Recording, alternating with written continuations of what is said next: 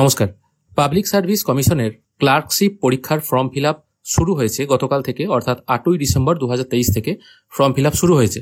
নোটিফিকেশনে আমরা দেখতে পাচ্ছি এই ফর্ম ফিল আপ চলবে 29/12/2023 পর্যন্ত, তবে রাত 12টা পর্যন্ত নয়, বিকেল 3টে পর্যন্ত। ফিও আপনারা ওই একই দিন একই টাইম পর্যন্ত জমা দিতে পারবেন। অফলাইনে ফি জমা দেওয়া যাবে 30/12/2023 পর্যন্ত। এই পরীক্ষার অ্যাডভার্টাইজমেন্ট নাম্বার হলো 13/2023। পরীক্ষার নাম ক্লার্কশিপ এক্সামিনেশন 2023, যেটা পিএসসি থেকে হচ্ছে। কোয়ালিফিকেশন এখানে বলা হচ্ছে মাধ্যমিক পাস এবং টাইপিং দক্ষতা থাকতে হবে কম্পিউটারে। ইংরেজিতে মিনিটে 20টি ওয়ার্ড এবং বাংলায় হলে মিনিটে 10টা ওয়ার্ড আপনি টাইপ করলে বা টাইপ করতে পারলে তবে আপনি এই পরীক্ষার যোগ্য হতে পারবেন। বয়স হতে হবে 18 থেকে 40-এর মধ্যে 1/1/2023 অনুযায়ী। আর এজ আপনার ক্যালকুলেট করা হবে মাধ্যমিকের সার্টিফিকেট যেটা আছে সেটা। এছাড়া এখানে ফি পেমেন্ট করতে হবে 110 টাকা। সার্ভিস চার্জ কিছু টাকা লাগে জেনারেল ক্যান্ডিডেটদের জন্য, মানে এসসি এসটি ফিজিক্যালি হ্যান্ডিক্যাপ ক্যান্ডিডেটদের কোনো রকম পরীক্ষার ফি দিতে হচ্ছে না। পরীক্ষার সেন্টার কোথায় কোথায় আছে সেটা আমরা একবার দেখে নেব। পরীক্ষার সেন্টার এখানে টোটাল দেখতে পাচ্ছেন, এখানে কতগুলো সেন্টার আছে। Kolkata, Barrackpore, Bardhaman, Bankura, Tamluk, Purulia. Form fill up করার সময়ও আপনারা সেগুলো দেখতে পাবেন। তো চলুন ফর্ম ফিল আপ কি করে করতে হয় সেটা একবার আমরা দেখে নিই। ফর্ম ফিল আপ করার জন্য wbpsc.gov.in এই ওয়েবসাইটে চলে আসবেন। এখানে আসার পর অ্যাপ্লাই অনলাইন বলে যে অপশনটি আছে এটির উপর একবার ক্লিক করবেন। এখানে ক্লিক করার পর অ্যাডভার্টাইজমেন্ট ওয়াইজ রেজিস্ট্রেশন এই অপশনটার উপর আরেকবার ক্লিক করবেন। এখানে ক্লিক করার পর রেজিস্ট্রেশন ফর দিয়ে একদম যে শেষের অপশনটা আছে ক্লার্কশিপ এক্সামিনেশন এইটার উপর একবার ক্লিক করবেন। তারপর আপনার ফোন নাম্বারটা এখানে পুট করে এখানে যে ক্যাপচাটি আছে সেই ক্যাপচাটির অ্যান্সার দিয়ে সেভ অ্যান্ড প্রসিড বাটনে ক্লিক করবেন। এরপর এখানে লগ ইন ডিটেল দিতে হবে। এখানে একটা পাসওয়ার্ড সেট করে নেবেন, একটা আপার কেস, একটা লোয়ার কেস, একটা ডিজিট, একটা স্পেশাল ক্যারেক্টার, কমপক্ষে 8টা সংখ্যা এবং ম্যাক্সিমাম 15টা সংখ্যার পাসওয়ার্ড এখানে আপনাকে টাইপ করতে হবে।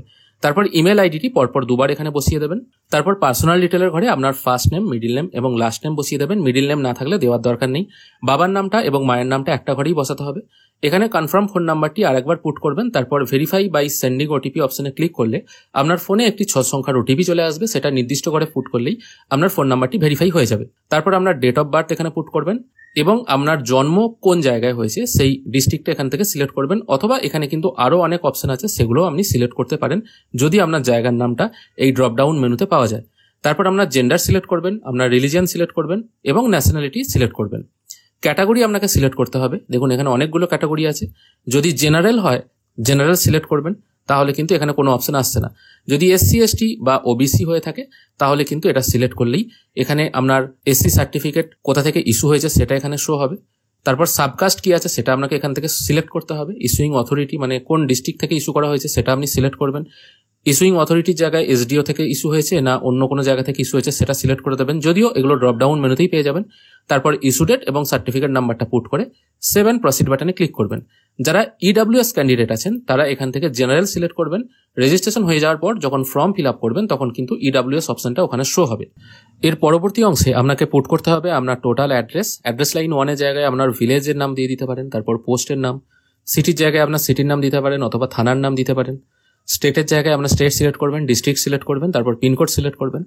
এখানে বলা হচ্ছে এটা কমিউনিকেশন অ্যাড্রেস। যদি আপনার কমিউনিকেশন অ্যাড্রেস এবং পার্মানেন্ট অ্যাড্রেস একই হয়ে থাকে তাহলে এই ঘরটায় টিকমার্ক দেবেন, তাহলে অটোমেটিক এই ঘরের সমস্ত জিনিস কপি হয়ে এ ঘরে চলে আসবে।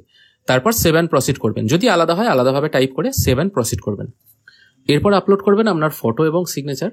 ফটোর ক্ষেত্রে এখানে বলে দিই 3.5 centimetre into 4.5 centimetre colour photograph upload করতে হবে। ব্যাকগ্রাউন্ড সাদা বা অন্য কালারের কোনো ব্যাপার নেই, তবে যে কোনো পরীক্ষার ফর্ম ফিল আপের ক্ষেত্রে ব্যাকগ্রাউন্ডটা লাইট কালার বা সাদা রাখাটাই চেষ্টা করবেন। চোখে চশমা পরা ফটো বা টুপি পরা ফটো কিন্তু অ্যালাউ নয়। আর ফটো যখন আপনারা স্ক্যান করবেন বা তুলে যখন করবেন সেখানে কিন্তু photograph.jpg এই কথাটা লিখবেন এবং 20 থেকে 100 কেবির মধ্যে ফটোগ্রাফ আপনাকে আপলোড করতে হবে। ফটোগ্রাফের সাইজ নিয়ে কিন্তু পিএসসিতে মাঝে মাঝে গন্ডগোল হয়। যদি সাইজে দেখেন সবকিছু দেওয়ার পরও আপলোড হচ্ছে না তাহলে সাইজ একটু কম বেশি করে দেখতে পারেন। এটা অফিসিয়ালি কোথাও বলা নেই, কিন্তু যদি সাইজে না নেয় তাহলে কিন্তু অনেক সময় ফটোগ্রাফ ঠিকঠাক আপলোড হয় না। আর অবশ্যই 200 DPI এ রাখবেন। যে কোনো ফর্ম ফিল আপের জন্য ফটোগ্রাফ কি করে সাইজ করতে হয় বা কাটিং করতে হয় তার জন্য অলরেডি আমার ডেডিকেটেড ভিডিও দেওয়া আছে, সেটা সম্ভব হলে একবার দেখে নেবেন। সিগনেচারও 6 সেন্টিমিটার ইন্টু 3 সেন্টিমিটার 10 থেকে 50 কেবির মধ্যে 200 DPI এ রাখতে হবে এবং সিগনেচারটা আপনি যখন সেভ করবেন তখন signature.jpg এই কথাটা লিখবেন, মানে ফাইলটার নাম ওটাই রাখতে হবে আর কি। ফটোগ্রাফ এবং সিগনেচার আপলোড হয়ে যাওয়ার পর আপনার সামনে এরকম একটি রেজিস্ট্রেশন পেজ ওপেন হবে। এটা একবার ভালো করে মিলিয়ে নেবেন। যদি আপনার মনে হয় সবকিছু ঠিকঠাক আছে তাহলে এই অপশনটায় টিকমার্ক দিয়ে সেভ অ্যান্ড প্রসিড করবেন। তারপর ইয়েস করবেন এরপর আপনার সামনে একটি রেজিস্ট্রেশন নাম্বার শো হবে বা এনরোলমেন্ট নাম্বার শো হবে। এই নাম্বারটি কোনো জায়গায় কপি করে রাখবেন। তারপর পেজটিকে স্ক্রোল করে নিচের দিকে এনে লগ ইন টু কন্টিনিউ অপশনে ক্লিক করবেন। এখানে যেটি আমি লিখে রাখতে বললাম সেই এনরোলমেন্ট নাম্বারটা পুট করবেন, যে পাসওয়ার্ডটা সেট করেছেন সেটা এখানে পুট করে ক্যাপচা পুট করে সাবমিট করবেন। লগ ইন করার পর এখানে দুটো অপশন শো হবে, application history and current application. আমি কারেন্ট অ্যাপ্লিকেশন অপশনটার উপর ক্লিক করছি।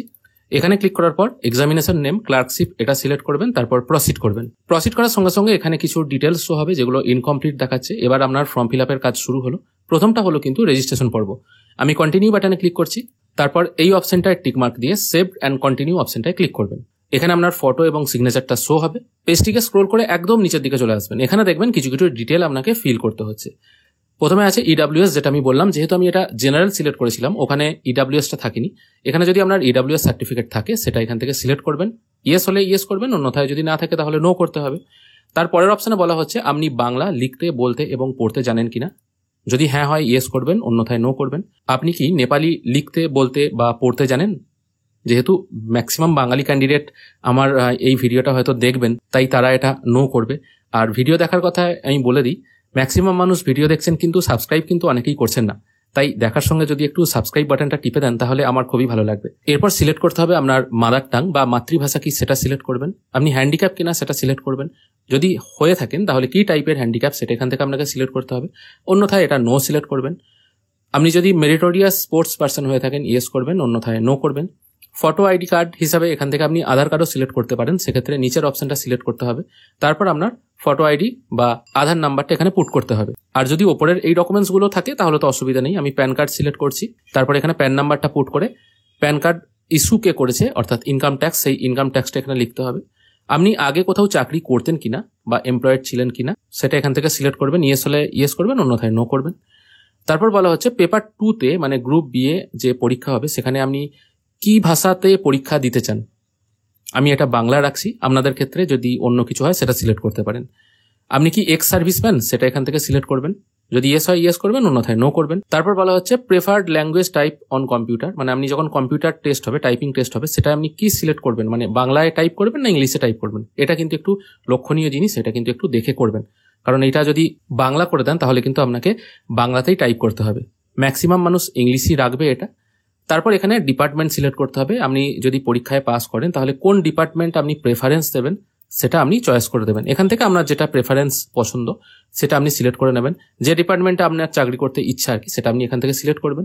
তারপর এখানে বলা হচ্ছে আপনার কম্পিউটারে যে টাইপিং টেস্ট হবে তাতে আপনার ইংরেজিতে 20টা শব্দ এবং বাংলায় 10টা শব্দ টাইপ হয় কিনা মিনিটে সেটা এখান থেকে সিলেক্ট করবেন। আমি এটা ইয়েস রাখছি। তারপর এই অপশনটায় টিক মার্ক দিয়ে সেভ অ্যান্ড নেক্সট করছি। পরের পেজে আপনার ঠিকানা যেটা আছে সেটা শো হবে। তারপর এই অপশনটায় টিক মার্ক দিয়ে আমি সেভ অ্যান্ড কন্টিনিউ করছি। এবার এখানে আপনার কোয়ালিফিকেশন দিতে হবে। কোয়ালিফিকেশন বলতে এটা যেহেতু মাধ্যমিক লেভেলের পরীক্ষা তাই আপনি শুধু আপনার মাধ্যমিকের মার্কসটাই এখান থেকে দিয়ে দেবেন। আপনার যদি মনে হয় আপনি অন্য কোনো মার্কস দিতে চান সেটাও কিন্তু আপনি এখান থেকে দিয়ে দিতে পারেন। প্রথমে আপনার ইউনিভার্সিটি বা বোর্ড সিলেক্ট করবেন, কত সালে পাস করছেন সেটা সিলেক্ট করবেন, সাবজেক্ট কি ছিল সেটা সিলেক্ট করবেন, কোন গ্রেড বা ডিভিশন যদি কিছু থাকে এ বি সি বা ফার্স্ট ডিভিশন এরকম যদি কিছু থাকে সেটা আপনাকে এখান থেকে সিলেক্ট করতে হবে। তারপর মার্কস অফ 10 মানে টোটাল কত পরীক্ষা হয়েছিল সেটা এখানে দেবেন এবং মার্কস অফ 10 এর ঘরে আপনি কত পেয়েছিলেন সেটা দিয়ে দেবেন। তাহলে কিন্তু অটোমেটিক এখানে পার্সেন্টেজটা ক্যালকুলেট হয়ে যাবে। হাইয়েস্ট কোয়ালিফিকেশন যদি কিছু থাকে সেটা দিতেও পারেন, নাও পারেন, কোনো অসুবিধা নেই। তারপর 7 প্রসিড করবেন। এক্সপিরিয়েন্স ডিটেল যেহেতু আমার কিছু নেই, আমি দিইনি সেটা, সেই জন্য এটা রেড কালারে শো হচ্ছে। তারপর আবার কন্টিনিউ করছি। তারপর আপনার সাব ডিভিশন সিলেক্ট করতে হবে। যদি আপনি ওপরের দুটো সাব ডিভিশনের মধ্যে হয়ে থাকেন তাহলে সিলেক্ট করবেন, অন্যথায় এটা আদার সিলেক্ট করবেন। প্রেফার্ড এক্সামিনেশন সেন্টার, এখানে অনেকগুলো অপশন আছে যেটা আমি আগে নোটিফিকেশনে দেখালাম। যেটা আপনার পছন্দ মতো জায়গা সেটা আপনি সিলেক্ট করে আই সার্টিফাইড দ্যাট অপশনটায় টিক মার্ক দিয়ে সেভ অ্যান্ড কন্টিনিউ করবেন। এরপর আপনার সামনে এই যে টোটাল ফর্ম আছে, ফর্মের একটা জিস্ট খুলে যাবে, মানে টোটাল যে ফর্মটা ফিল করলেন সেটা আপনার সামনে শো হবে। পেজটিকে স্ক্রোল করে নিচের দিকে এলে এখানে কনফার্ম বাটন আছে, কনফার্ম বাটনটা টিক মার্ক দিয়ে কনফার্ম অ্যান্ড সাবমিট করবেন। তারপর আই এগ্রি টু প্রসিড বাটনে আবার ক্লিক করবেন। তারপর আবার কনফার্ম অ্যান্ড সাবমিট বাটনে ক্লিক করবেন। এরপর এখানে দুটো ডিক্লারেশন আছে। শেষের ডিক্লারেশনটা অবশ্যই টিক মার্ক দিতে হবে, কারণ এখানে যেগুলো আপনি দিচ্ছেন আর কি সেই ডকুমেন্টগুলো আপনার বিশ্বাস মতে সত্য, এটা আপনি দিচ্ছেন। আর এই ওপরের যে অপশনটা আছে, ওপরের অপশনটায় আপনি টিক মার্ক দিতেও পারেন, নাও পারেন। ওপরের অপশনটা অ্যাকচুয়ালি বলা হচ্ছে আমি আমার head of the authority K inform করেছি যে আমি এই পরীক্ষায় বসছি। মানে অ্যাকচুয়ালি ব্যাপার হয় এটা, মানে আপনি হয়তো কোনো জায়গায় চাকরি করছেন, সেই চাকরি করতে করতেই আপনি হয়তো ফর্মটা ফিল আপ করলেন।